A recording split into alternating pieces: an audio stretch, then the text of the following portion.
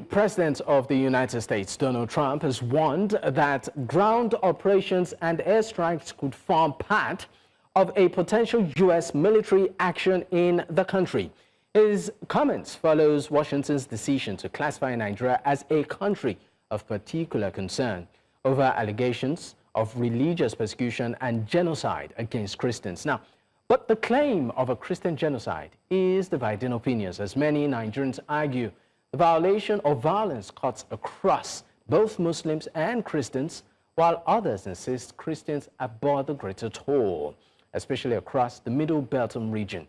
Now, critics argue that Nigerian government, in handling these cases of terrorist attacks and communal killings with kid gloves, they say authorities have been slow to act, and that U.S. pressure, particularly Trump's remarks, finally spurred an official response.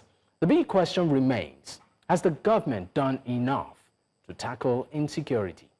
Well, joining us right now to, of course, delve deeper into this conversation is Dr.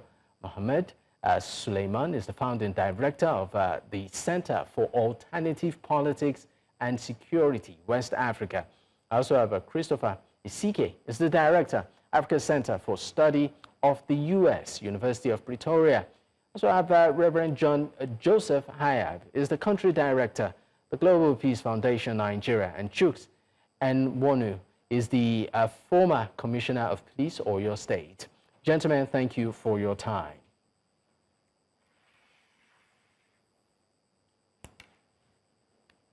All right, if you can hear me, let me start with you, Reverend Ayab.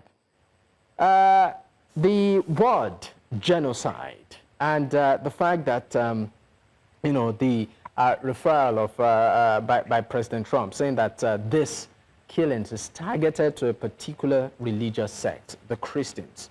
Looking at the reality on ground, how substantiated is this? Is this genocide really targeted to a particular faith?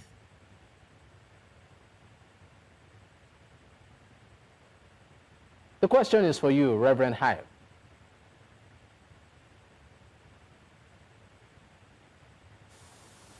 Thank you very much. I think we have to be honest with ourselves. I can hear you. We have to be honest with ourselves if we are trying to find solution to this matter. The killings are being perpetrated by terrorists. As Boko Haram, ISWAP, Ansaru, and all other terrorist groups that you may want to mention. These terrorist groups come with a religious ideology. And in most of their execution and killings, they go to communities chanting religion and insist that they are trying to promote a religious system in such communities. So if members of these communities complain that they are being killed because of a particular their faith, they are not saying anything contrary. They are not saying anything that is not happening. And two, for those of us that have been following this, when Boko Haram started, actually Boko Haram were out to kill Christians. It was so glaring. And then they went for security agencies. It took a long time and certain developments before the killing came to be on people of Islamic faith. And the truth is that most of these terrorist groups only kill Muslims who refuse to support their ideology, who refuse to support what they stand for. But they have always targeted Christians. I'm from Kaduna State. In the last 8 years, especially during the Erufai era, we were burying people in 20, in 30, in 40, in 50, and sometimes 100, weekly, daily, or monthly. And these people who come to kill come with religious slogan. And though many people out there will say, no, it is farmers-herders conflict. And I will say, wait a minute, I've been in development work for over 25 or 26 years. And I've also been around for over 56 years now. I know the difference between farmers-herders conflict and people coming to kill those who are sleeping. People coming to kill with their sophisticated weapons. People coming to kill women and children and even burn to religious places. So it is not a farm. There is no herder in this matter. No, even farmers. But criminals, terrorists, killing citizens. So when these people feel these are the group of people killing them, if anybody start denying or telling them, no, they are also killing us, I think that should be the response. Because if your son kills or stole my things, and I tell you that your son came to my house and stole my thing, you don't tell me that he's also stealing in my house. Right. That's not the right response. One of the reasons why we are having confusion about this conversation is we are not putting them in their right perspective. And what I've tried to do is to define the terrorists who are killing. They are killing in the name of religion, and that's why the Christians are crying and saying they are being killed because of their faith. All right, thank you very much. I mean, one thing you said clearly, or that you put out clear, is you put the context of who the killers are. You said they are killing in the name of religion. But the question on the lips of many is, are the victims of these killings also largely victims of a particular religion, or do they cut across? And I will direct that question also to Christopher Isike. Christopher, you are the director for African Center for the Study of the U.S., University of Pretoria. What's your take? Well, I think the Reverend has answered the question, already, because he indicated, like you said, that these killings are done in the name of a particular religion. He's also said that initially it started with targeting Christians, and then spilled over to Muslims who refused to support them. So if you take it from that perspective, and the numbers already show that Christians are the ones who die disproportionately, from this. But the question, though, again, is whether all of this qualifies or meets the definition of genocide. That's a question that we need to answer, and as well as go beyond the killing of Christians in Nigeria, to go beyond the Boko Haram, and begin to go to the 80s and 90s, where Christians have simply been killed on account of their religion, and nothing has happened since then to people who have been involved in these killings. All right, let me bring Dr. Muhammad Suleiman. You are the founding director, Center for Alternative Politics, Security, West Africa. Do you also share the same sentiments that Christians are largely, or the Christian faith is the large, when it comes to the proportion right now, bearing the brunt of these killings? Thank you very much, and greetings to my co-panelists. Yes, to a very significant extent, I agree. I mean, data don't lie, and if you investigate the issues, and I agree with the Reverend and with the good professor, that indeed, I mean, the targets have mostly been Christian, and that it is legitimate for one to claim that Christians are being targeted for, because of their religion. But as the good professor mentioned, is that enough to classify such incidents as genocide? And this is where the disagreement arises, and this is also where we can question whether the designation by the United States government of Nigeria as a CPC country, whether it is justified or not. If we begin to throw the G word, genocide, left, right, center, what will happen is that eventually that term will lose its legal and moral weight. And there may be a case in the future where genuinely a genocide is happening, and we may use this word and it may not, attract the attention that it's supposed to attract. So whilst I agree with my colleagues on this matter, I think all of us may agree that it doesn't, qualify at this point as a genocide in the sense that it is being described. But that doesn't mean that there is a problem that Nigeria has to solve. All right, just to be clear, just to be clear, Dr. Suleiman, so you are saying that in spite of the extent of these killings, it doesn't qualify to be categorized, within that genocide bracket, or given that genocide context that, globally this has been considered as? No, I mean, so an international law, for you to call something a genocide, you have the burden of proof is so significant that you might as well not use that word. So, I mean, that is not to diminish the fact that Christians are being killed. Okay? For you to apply that term, first of all, you have to be able to prove that indeed there is a direct intent and that there isn't any confusion around that particular, connection between the killing and the particular group that is being targeted. So for the sheer importance of the burden of proof and how difficult is it to prove, it is important that those tags are not used at this point. But again, let me emphasize that that doesn't mean that the problem is any less important. It is important. Nigeria has the obligation to make sure that it protects its citizens, both Christians and Muslims, across the country. All right, thank you very much. We'll go on a quick break. When we come back, I'll be taking the reaction of course, the other guest as regards the extent of this killing. Is it correct to say that it's at genocidal proportion? Might even take a look of what entails genocide when something is considered to be at genocidal, extent. What are the qualities? Looking at the context and the realities of this killing. Stay with us. We'll be right back. Many thanks for staying with us. It's still, of course, Politics HQ on News Central Television. And I still have my guest with me on the program. Dr. Muhammad Suleiman is the founding director, Center for Alternative Politics and Security, West Africa. And also Christopher Isike is the director, Africa Center for the Study of the U.S., University of Pretoria. And Reverend John Joseph Ayab is the country director, Global Peace Foundation, Nigeria. Gentlemen, thank you for staying with me. I'm coming back to you, Reverend Ayab. Reverend, Dr. Suleiman said, yes, these killings do exist, but you cannot really qualify them to be genocide. And looking at what qualifies, will I call it the level of killing to be considered genocide? I mean, you have been at the forefront of many of these very unfortunate happenings. Part of it has to do with killing of members.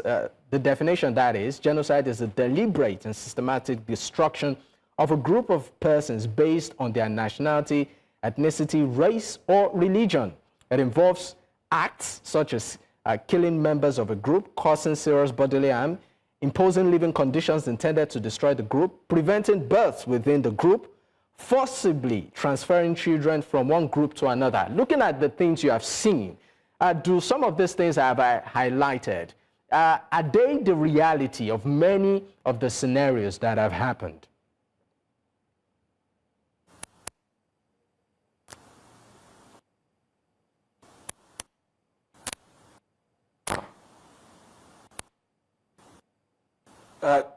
Some of us are really trying to define genocide as is the action around deliberate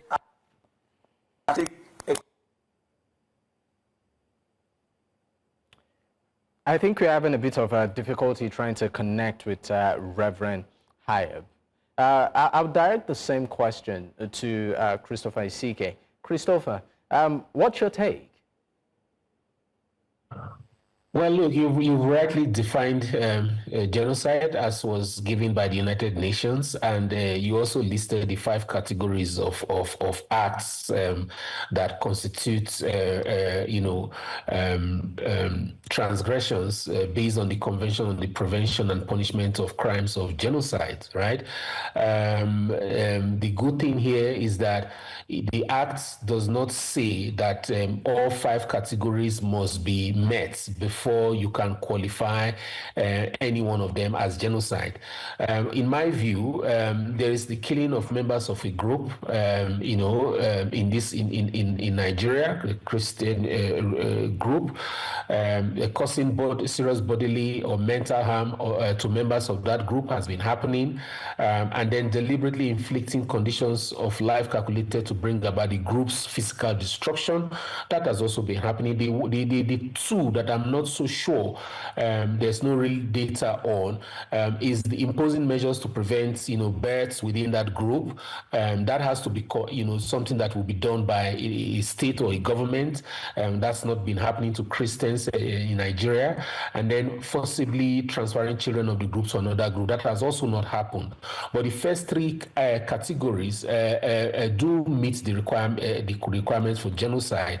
But like I said, if we look at just the specific case of Boko Haram's in the last 10 years, you could say that this has happened. If you look at the statistics, of course, it has happened to both Christians and Muslims, as was articulated by the Reverend, the conditions under which that has happened.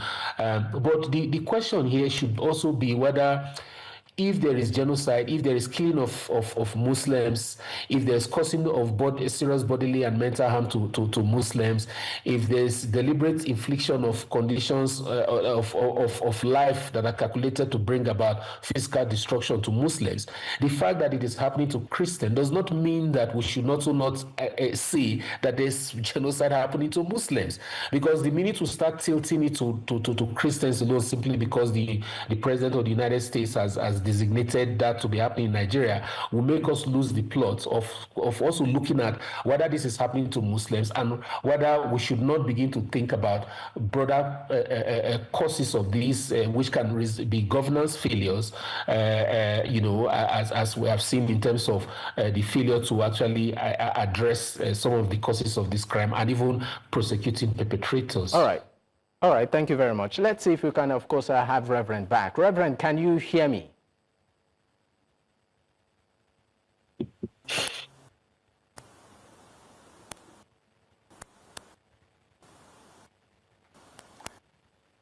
Yeah, I hope you can hear me now. All right, so please go ahead. You are trying to establish a point. But I don't want to know if you can hear me. Yes, we can. Please go ahead. Okay. Yeah. Everything that defines happened in Nigeria. Everything that defines has happened in northern Nigeria. The speaker said, probably too, he was not sure. In so many northern Nigerian palaces, children of Christians underage are being taken. A father and mother will just sit down and be told that his child is no more, his child, somebody else has been given. When you use Nigerians, say this 18, why will you tell the child is 25, well, of the child, and you know he's just 14. We have had this problem for decades in North. So everything that qualifies that genocide has happened against it. If you even talk, we are only just looking at it from 2009. As I said earlier, I buried the over 2,000 people that died in 500 people that died in 2000. So I know what I saw. I've kept burying like that. So what else? If you are looking for numbers, 10 were killed, 80, 30, 100. Do you want everybody is killed before you define genocide? To avoid where everybody is exterminated, actions need to be taken. And that's what we've been calling on government. Realize that religious persecution or religious freedom is not a Christian right. Muslims also have religious freedom. Pagans also have religious freedom. Any religion. But what we are, those of us being with crying out, that freedom to be accorded to a Muslim, to everybody. Shia some years ago were persecuted in Kaduna State. It was a religious. I fought for them. I came out openly to say no, not do that. I know that if they were thinking, oh, let them deal with them. If they start dealing with that, they will eventually deal with it. So what we want to see in Nigeria People respecting one another irrespective of their religion, people honoring one another irrespective of their religion, people living together in peace irrespective of their religion, and government should not give one religion priority over another, but equal playing ground, treating them as citizens. All right, thank you very much, Reverend.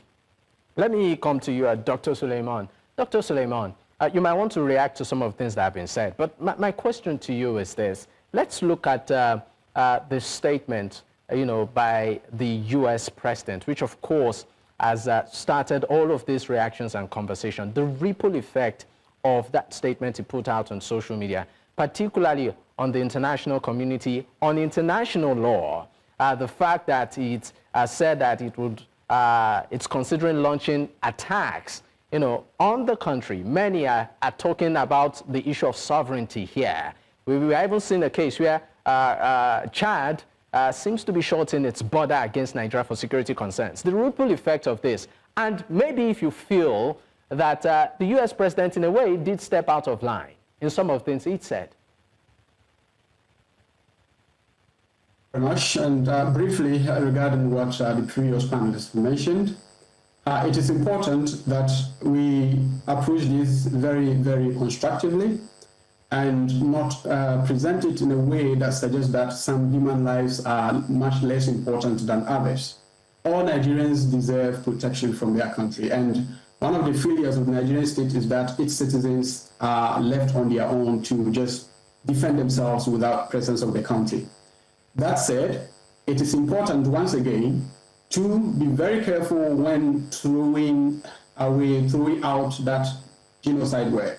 Again, we do that, perhaps there's evidence of it, but the moment we keep throwing it around, as I said earlier on, it sort of defeats the very essence of why we have that word in international law in the first place. So just to get this out of the way, Doctor, so if you suggest that the word genocide shouldn't be used, looking at the magnitude of the killings, what other word would you suggest that should be used to replace the word genocide to describe what is going on? First of all, we cannot reduce all that is happening in northern Nigeria or any other part of the country to just one word. The issue is so complex that you cannot use just one word to explain what is happening. First of all, as we have agreed, if it is indeed true that other people of other faith are being targeted, then we have to investigate whether, as the Reverend mentioned, that indeed these other people are being targeted because they are lenient to the Christians. We want to see data on that. Now, if we do not have data on that, then we should be very careful throwing away out that word. Let us ask ourselves, for example, why major human rights organizations like Human Rights Watch, Amnesty International, why haven't they called the situation genocide?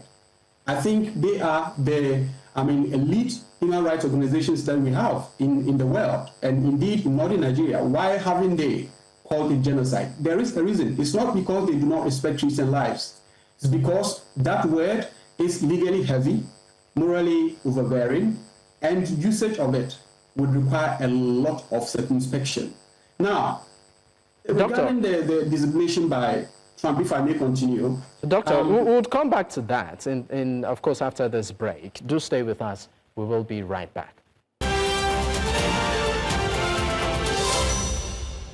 Many thanks for staying with us. I still have my guest with me, and we're looking at, of course, the conversation that is pretty much all over the place, and that is the U.S. reaction to the perceived killings, Christian killings in Nigeria, which has continued to elicit reactions. I still have my guest. It's great having you with me, gentlemen. Now, I'm still going to stay with you, Dr. Suleiman, for maybe 60 seconds. You were trying to react to the ripple effect, of the United States president on this matter.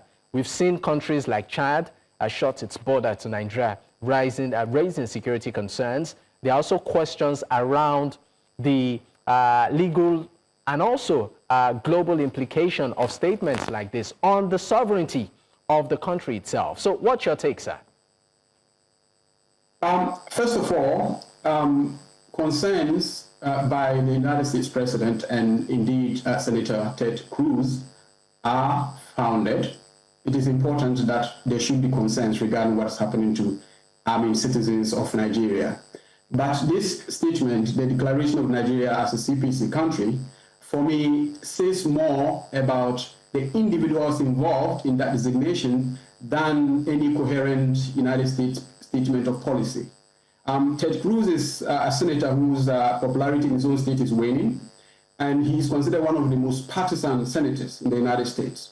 We all know Donald Trump's position on world politics. He's had some successes, but it is also true that he parades himself around the world as the messiah of the world. And in many instances, a lot of analysts would agree that he creates more problems as well. So for me, this is how I see it. And indeed, that designation is unnecessary as far as I'm concerned, because it could have done what this designation would do with the Leahy Law, for example. The Leahy Law allows the United States not to engage any other country who is accused of human rights violations. So, whatever this designation intends to do, the Leahy Law could have done. So, for me, it is purely unnecessary. And in fact, it stokes fires inside of Nigeria. It compromises the internal security of the country. It polarizes already polarized society. Now, in terms of intervention, I think it is important for us to remember that Nigeria is no mean a country. Nigeria is not a country that you can just enter and intervene in. Nigeria is, of course, a Greek state, but it is also a regional power and a global player. And you cannot just declare a war on Nigeria or, threaten military intervention in Nigeria and for Nigerians to shiver. Nigeria is bigger than that, I think. And so I agree with calls that the United States should respect the sovereignty of Nigeria and its territorial integrity. And doing that is key, because Nigeria will definitely need the support of the international community to solve its crisis of nationhood. Such statements that by the United States government and any other actor for that matter actually worsens the situation rather than creating an environment of support, an environment of collaboration that very, very much required to solve the problem. All right, thank you very much. I'll direct the same question to Christopher Isike. Christopher, did the U.S. president, step out of line with this? Or are we just seeing him, knowing the antecedent of President Donald Trump, just being himself on this? Well, I will make two quick comments. The second comment will answer your question more directly. It will lead to my answer to your question. And the first comment I wanted to make was in response to what Dr. Suleiman said earlier on about Human Rights Watch and other bodies that have not come out to, describe what has been happening to Christians in Nigeria as genocide. And what I wanted to say about that is the fact that no credible institution, including the Human Rights Watch, has set out to investigate genocide against Christians in Nigeria. Nobody has done that. No credible institution has done that. So you cannot come out with an outcome for something you did not set out to investigate in the first place. If the Human Rights Watch were to decide to go investigate genocide, the possibility of genocide happening against Christians in Nigeria, and of course it's going to date back to the 80s and the 90s, like I said, they would find reason to believe that indeed that is taking place. So that's something I thought I should clear out. The second point is about framing, the power of framing and securitization, which Dr. Suleiman knows a lot about. Donald Trump, by one tweet, has simply framed what has been happening to Christians in Nigeria as genocide. And look at the response that it is eliciting. I cannot remember any time in my 52 years on earth, Nigerian, the last 21 years of my life I've spent in South Africa, I cannot recall any time there was such a hula baloo about this issue in Nigeria, requiring even a media intervention, a media discussion as we're having, and not just a media discussion, but one that includes even international analysts and people outside Nigeria like Dr. Suleiman. So this is the fact that this is happening from just a tweet by the so-called most powerful man on on earth is eliciting this kind of response. This is something that should have happened many, many years ago. And it leads me to my to answering your question. And I agree with Dr. Suleiman there that there is really no verified evidence. Mr. Trump has not really said anything based on any systematic state-sponsored or fate-targeted, shown any evidence of this. It's more of other interests at play, than really any kind of real concern for Christians per se. It's the same way you can talk about if he cared about genocide against white farmers in South Africa, he should have also cared about the killings of black farmers in South Africa and opened the floodgates for both categories of farmers, to get access to the United States. Right. The issue is that for him, it's never really been about the people, but other strategic considerations that could be at play, here and then disguised as concern for Christians. It doesn't mean that we should take this seriously. All right, thank you so much, Mr. Christopher Isike. I'm coming to you right now, Reverend Ayab. Let's leave the involvement of the U.S. in all of this, and let's even talk about our local approach to handling this issue. Over the years, we've seen Nigerian government pumping money. As a matter of fact, our security budget gulps a sum of the annual budget of the country. And we've seen efforts, we've seen collaborations, we've seen aids coming here, both in terms of ammunition and even welfare.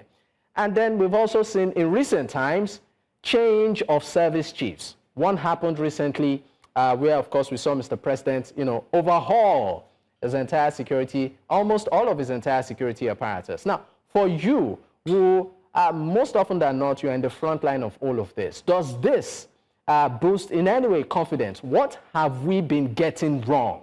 Why does it appear as if over the years, in spite of the efforts being made, we still see these bandits, these kidnappers, go on social media, post their bounty and even their faces with so much courage?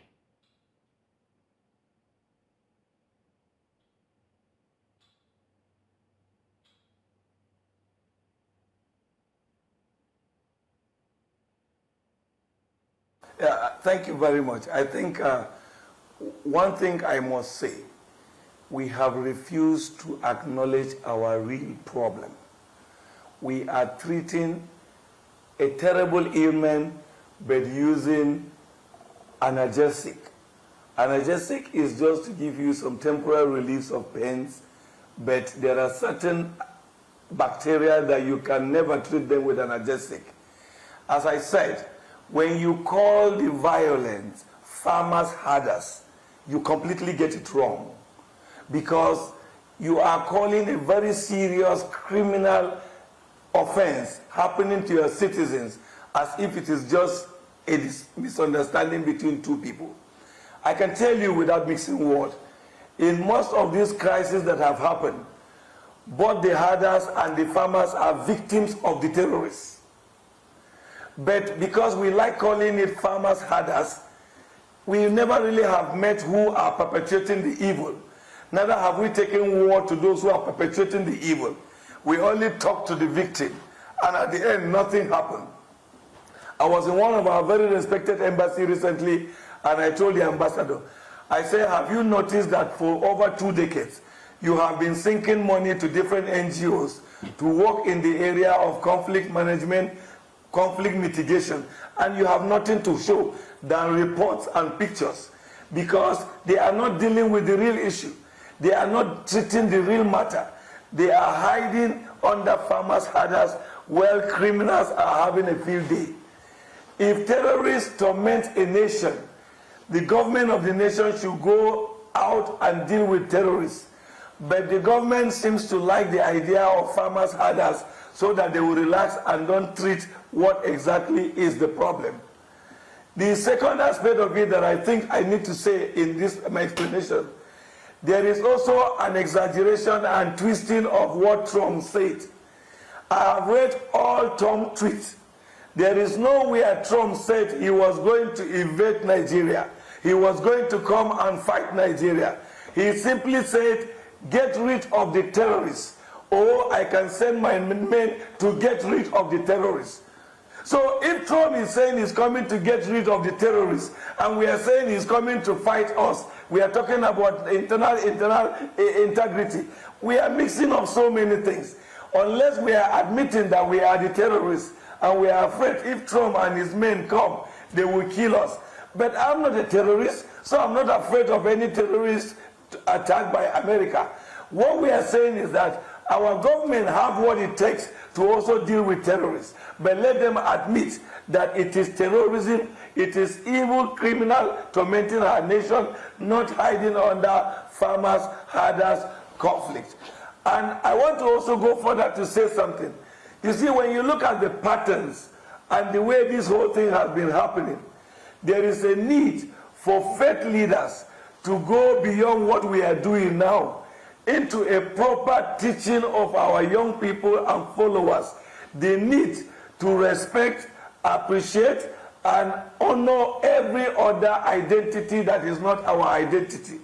Young Nigerians are growing up to see others as enemies, to see others they're supposed not to be, to see others as people that they should kill.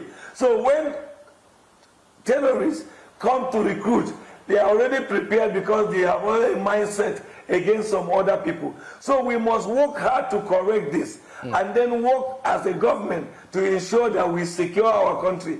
If we do that, Trump and his men will not even come here. So we don't need to mix up the information. I have not seen anywhere that Trump said he's coming to invade Nigeria, but he says, get rid of those terrorists, or my people can come and get rid of them wherever they are. All right, thank you very much. We'll go on a quick break. When we return, we'll be taking our final thoughts on this. Stay with us, we'll be right back.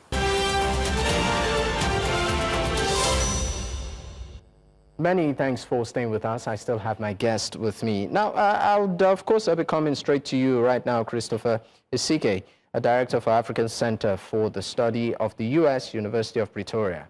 I would want to go through some of the reactions, in terms of the best approach. Some have suggested that Nigeria goes about handling this situation. For instance, the presidential candidate of the Labour Party in 2023 has actually urged that, we seek a diplomatic solution to this.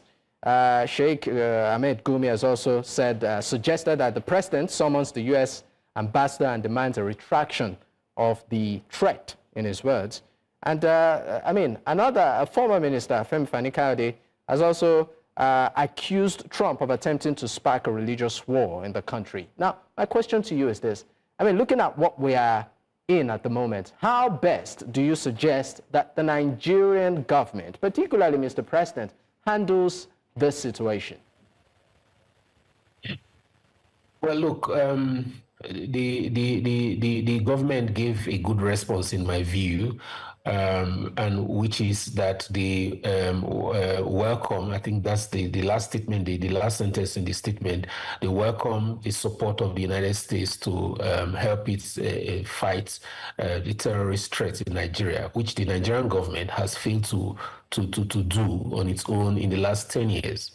And I think that that's a positive approach, like the Reverend said. If the government is sincere about wanting to end the Boko Haram terrorism in the country, they would welcome Mr. Isike, maybe I should just put this to you directly, because we are really pressed for time.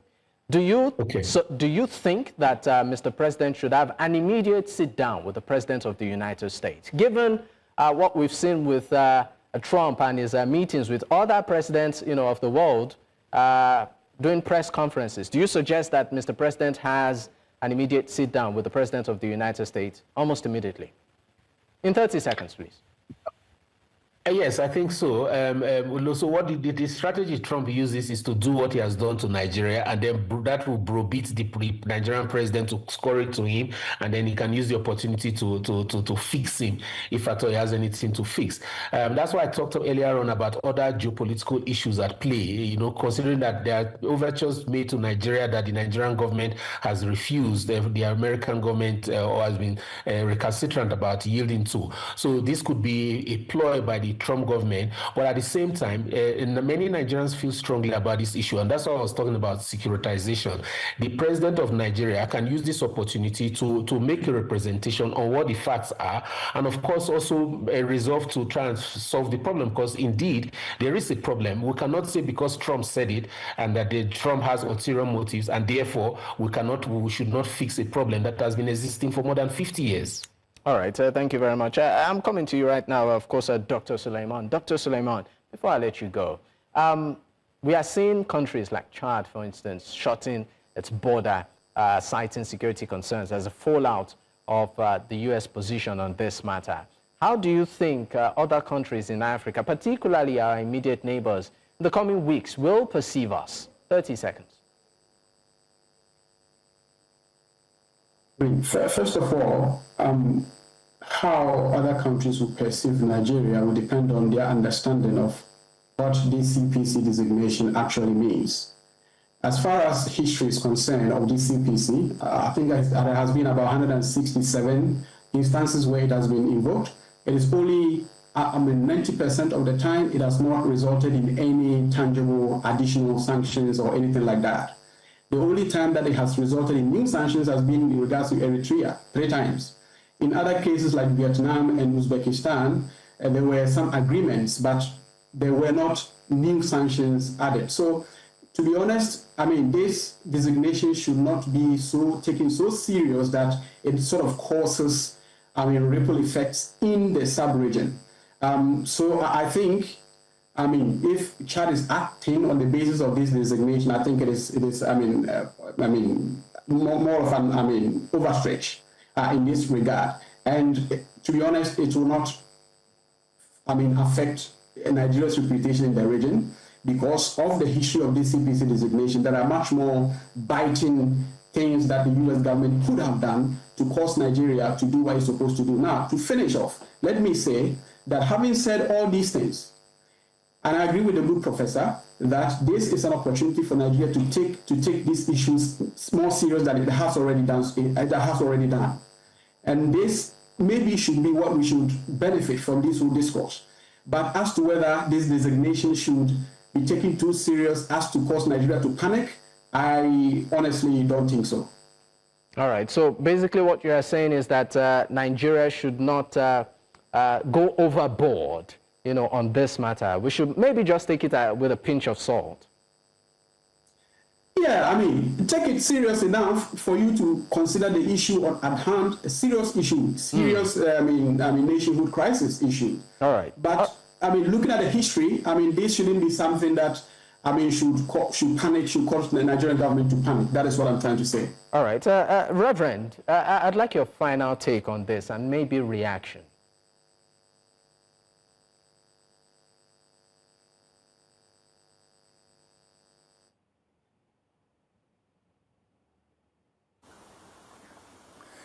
Mine is to advise government to, without delay, set up or establish a national commission for religious freedom, whose role will be to advocate, to sensitize, to educate, and also to investigate violation of religious rights, so that when outsiders come, they won't be talking to individuals. They will have an agency of government that seems to, or an agency that exists. It may not really be controlled by government, but have enough data and evidence to prove to them that the stories they are having is not exactly what we are. You remember when this whole drama started?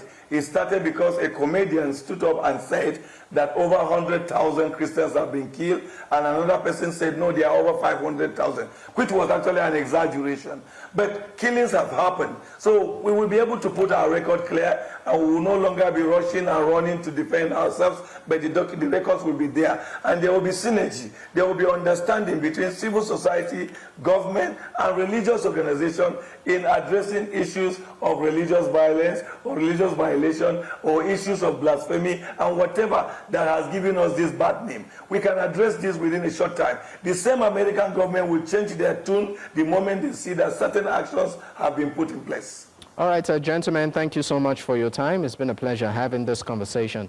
Dr. Muhammad Suleiman, the founding director of the Center for Alternative Politics, Security and West Africa, and also Christopher Isike, director Africa Center for the Study of the U.S., University of Pretoria, and Reverend John Joseph Ayab, Country Director, Global Peace Foundation, Nigeria. Once again, gentlemen, thank you for your time.